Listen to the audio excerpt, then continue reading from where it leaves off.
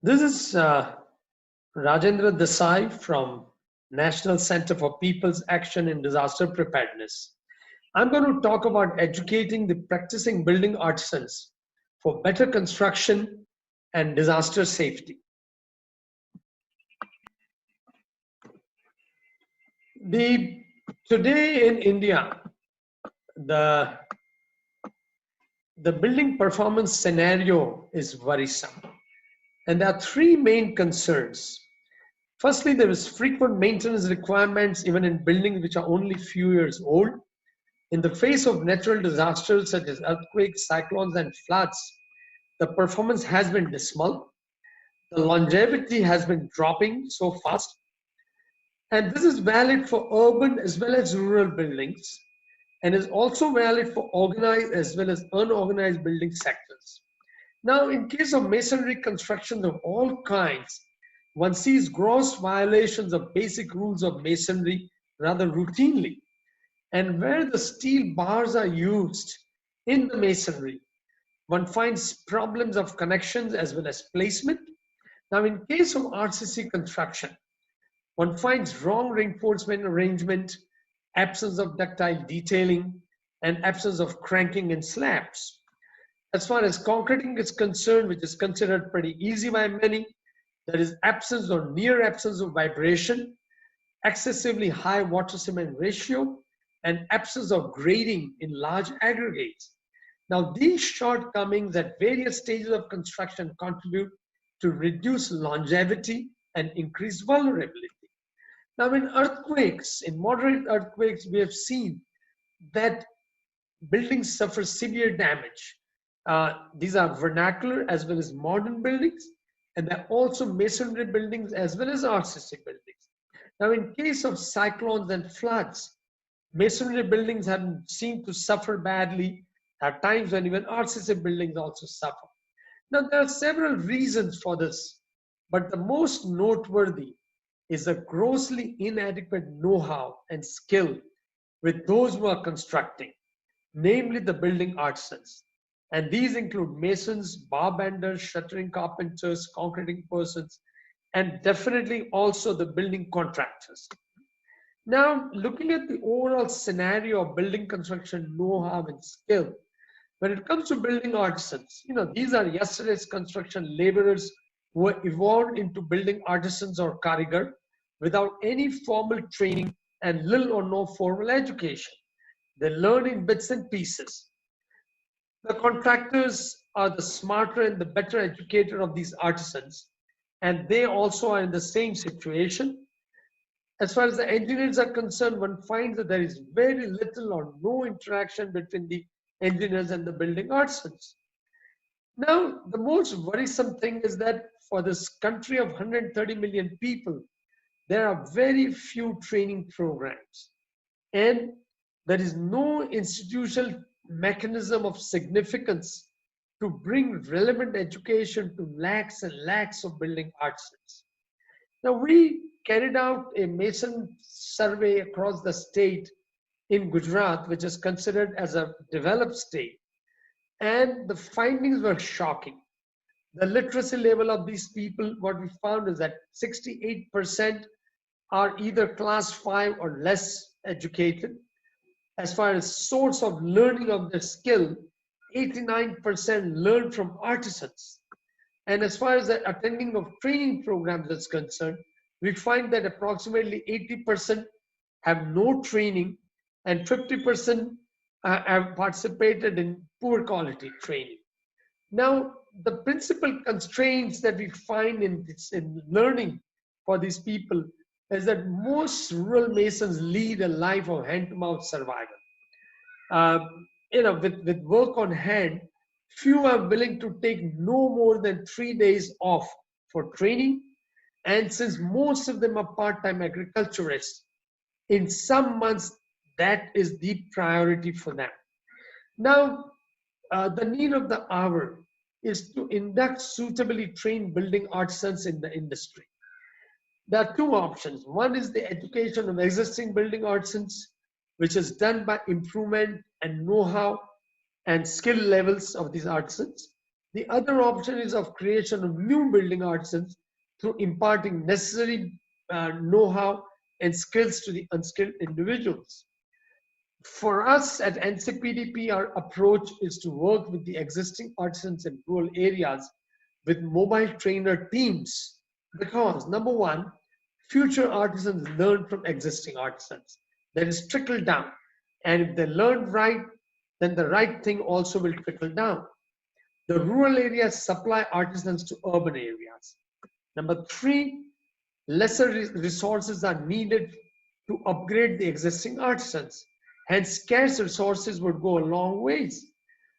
And take the training to the artisans' doorsteps to make it easier for them to participate. And finally, to create assessment system that is accommodating for semi-educated artisans. Now, we started our initiative long time back in the aftermath of Latur earthquake. But in 2005, we initiated an ongoing training program. And in 2009, this program was modified into a 3-day program with assessment included in it. And in this program now, we have covered no less than 5,000 building artisans. Now, the important attributes of this program is, number one, it is conducted at the doorstep of the artisans in the villages where they live and work. The program is of 3-day duration, since overwhelming majority of them prefer that duration. It is done in local language, and it focuses on the popular local practices, and it covers only the most critical issues considering the time constraint we have. Each participant gets 200 rupee daily stipend to cover the family's food expense. Only the practicing building artisans with a couple of years experience at least are eligible. Apprentices and laborers are not.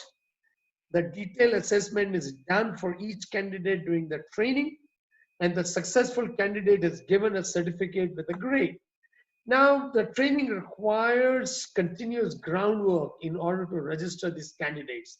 Our social workers move from village to village, identifying them, and they try to convince them to give time for learning and let go their daily wage for 3 days. And in return, they collect refundable deposit of 150 rupees in order to register them. In training on the first day, there is classroom sessions, which are done with the aid of posters, videos, and working models. These are conducted at local school or local temple or a community hall in the village, and candidates go home for lunch. On day 2, we have hands-on sessions all day. The work is done on the mock-up, since that gives us total control on what is to be done. And this is accompanied with continuous assessment. Ideally, this is done at the local sites of one of the candidates in the program, where all the materials are available. At the end of the program, the materials are returned with whatever reimbursement that is required. On day 3, we have written an oral test. The written test paper is pictorial, and the illiterates are helped with reading of the test paper questions. We also try to sensitize the candidates about the State Construction Worker Welfare Board and about the advantages of becoming members. Finally, the difficult topics are recapitulated. The assessment is done on the Excel-based bilingual assessment sheet. The individuals are not only assessed on the skills, but also on the human aspects, such as punctuality, honesty, reliability, ability to communicate. Since we want to do an all-around job, at the end of the project in a program, the qualified people are given a certificate, which is a bilingual certificate in Gujarati and English. And along, this shows the master registration number of the candidate, his photograph, and the brief description of training.